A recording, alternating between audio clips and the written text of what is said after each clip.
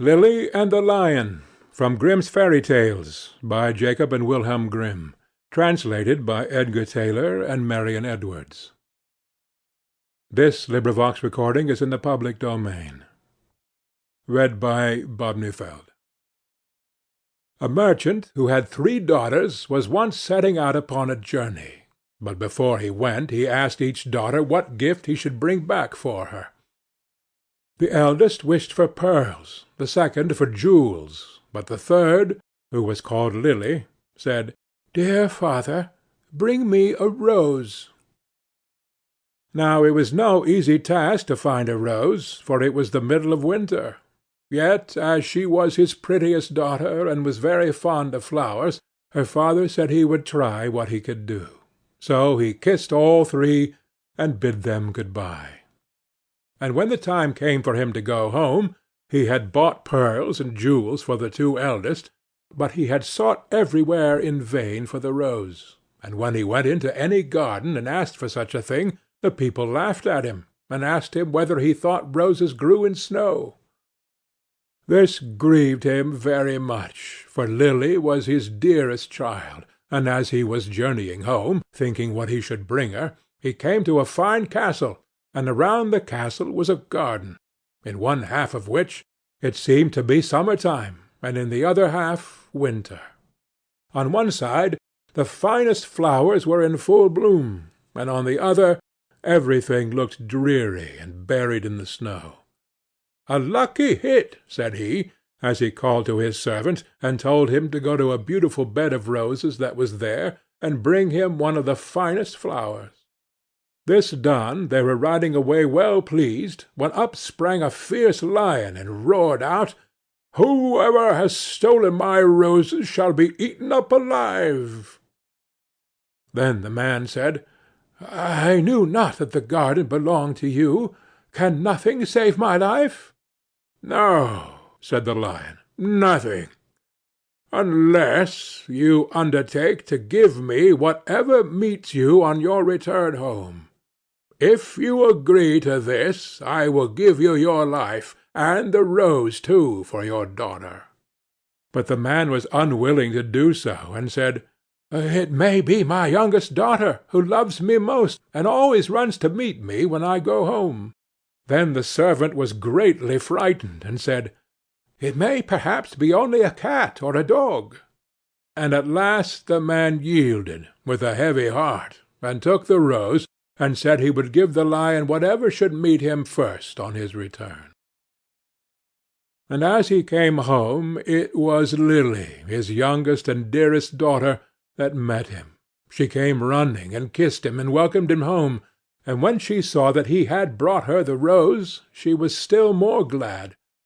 But her father began to be very sorrowful, and to weep, saying, "Alas, my dearest child, I have bought this flower at a high price, for I have said I would give you to a wild lion, and when he has you, he will tear you in pieces and eat you." Then he told her all that had happened, and said that she should not go, let what would happen. But she comforted him, and said, "Dear father, the word you have given must be kept. I will go to the lion, and soothe him. Perhaps he will let me come home safe again." The next morning she asked the way she was to go, and took her leave of her father, and went forth with a bold heart into the wood. But the lion was an enchanted prince. By day he and all his court were lions, but in the evening they took their right forms again, and when Lily came to the castle, he welcomed her so courteously that she agreed to marry him. The wedding feast was held, and they lived happily together a long time. The prince was only to be seen as soon as evening came, and then he held his court. But every morning he left his bride and went away by himself, she knew not whither, till the night came again. After some time he said to her, "Tomorrow there will be a great feast in your father's house, for your eldest sister is to be married, and if you wish to go and visit her, my lions shall lead you thither." Then she rejoiced much at the thoughts of seeing her father once more, and set out with the lions, and every one was overjoyed to see her, for they had thought her dead long since. But she told them how happy she was, and stayed till the feast was over, then went back to the wood. Her second sister was soon after married, and when Lily was asked to go to the wedding, she said to the prince, "I will not go alone this time. You must go with me." But he would not, and said that it would be a very hazardous thing, for if the least ray of the torchlight should fall upon him, his enchantment would become still worse, for he should be changed into a dove, and be forced to wander about the world for 7 long years. However, she gave him no rest, and said she would take care no light should fall upon him. So at last they set out together, and took with them their little child, and she chose a large hall with thick walls for him to sit in while the wedding torches were lighted. But, unluckily, no one saw that there was a crack in the door. Then the wedding was held with great pomp, but as the train came from the church and passed with the torches before the hall, a very small ray of light fell upon the prince. In a moment he disappeared, and when his wife came in and looked for him, she found only a white dove, and it said to her, "7 years must I fly up and down over the face of the earth, but every now and then I will let fall a white feather, that will show you the way I am going. Follow it, and at last you may overtake and set me free."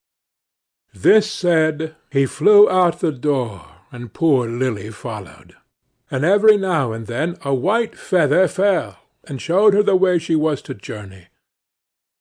Thus she went roving on through the wide world, and looked neither to the right hand or to the left, nor took any rest for 7 years. Then she began to be glad, and thought to herself that the time was fast coming when all her troubles should end.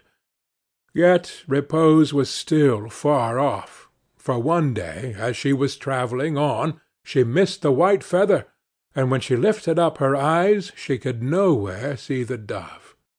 "Now," thought she to herself, "no aid of man can be of use to me."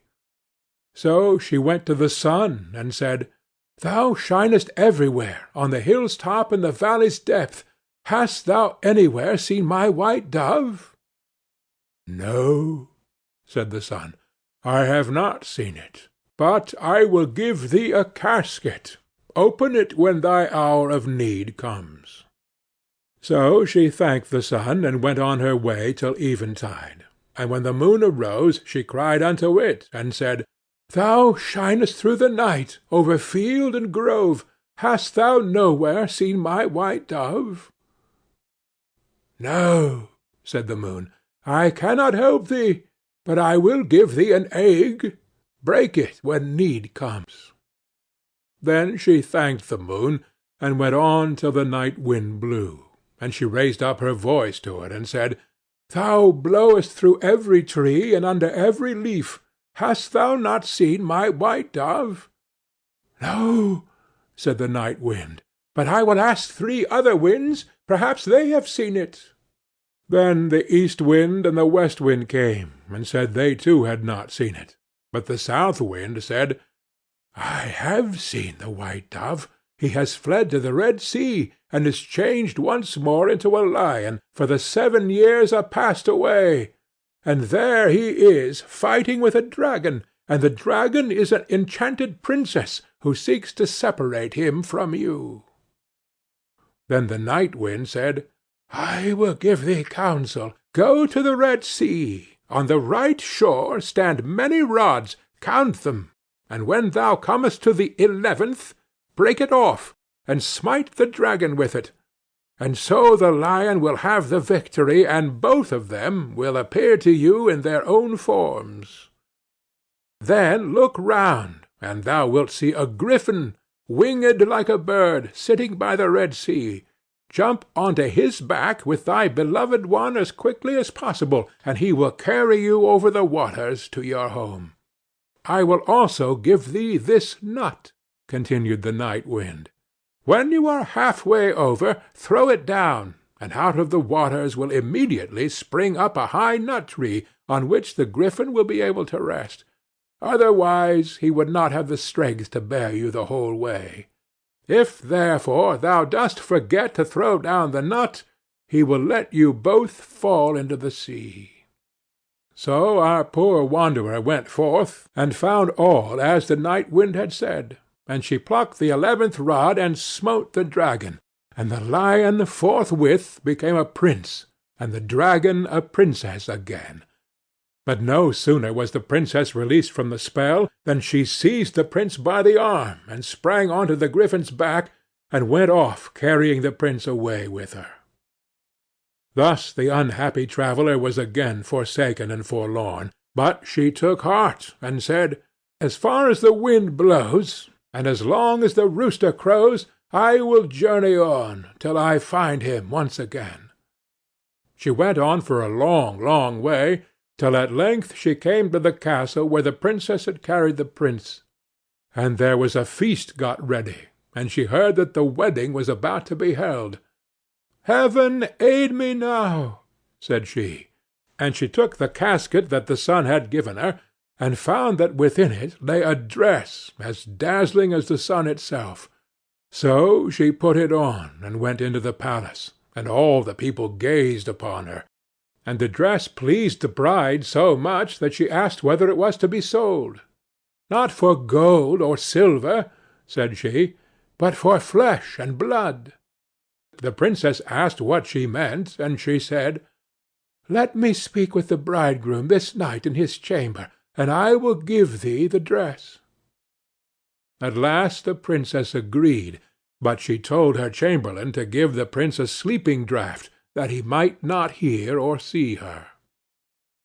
When evening came, and the prince had fallen asleep, she was led into his chamber, and she sat herself down at his feet, and said, "I have followed thee 7 years. I have been to the sun, the moon, and the night wind to seek thee, and at last I have helped thee to overcome the dragon.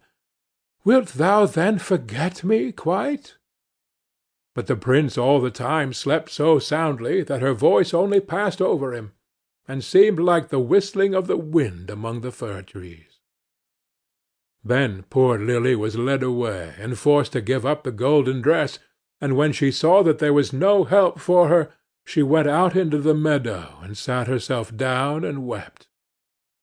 But as she sat, she bethought herself of the egg that the moon had given her, and when she broke it, there ran out a hen and 12 chickens of pure gold, that played about, and then nestled under the old one's wings, so as to form the most beautiful sight in the world.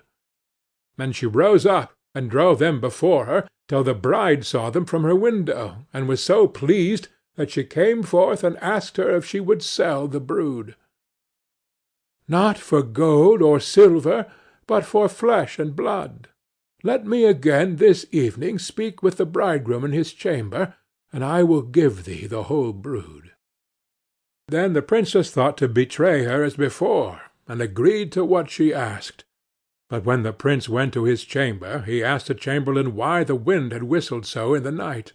And the chamberlain told him all, how he had given him a sleeping draught, and how a poor maiden had come and spoken to him in his chamber, and was to come again that night.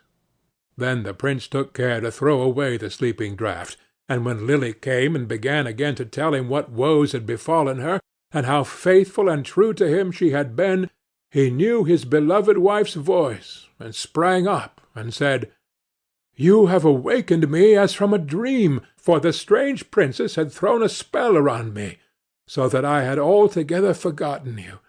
But heaven hath sent you to me in a lucky hour." And they stole away out of the palace by night unawares, and seated themselves on the griffin, who flew back with them over the Red Sea. When they were half-way across, Lily let the nut fall into the water, and immediately a large nut-tree arose from the sea, whereon the griffin rested for a while, and then carried them safely home. There they found their child, now grown up to be comely and fair, and after all their troubles they lived happily together to the end of their days.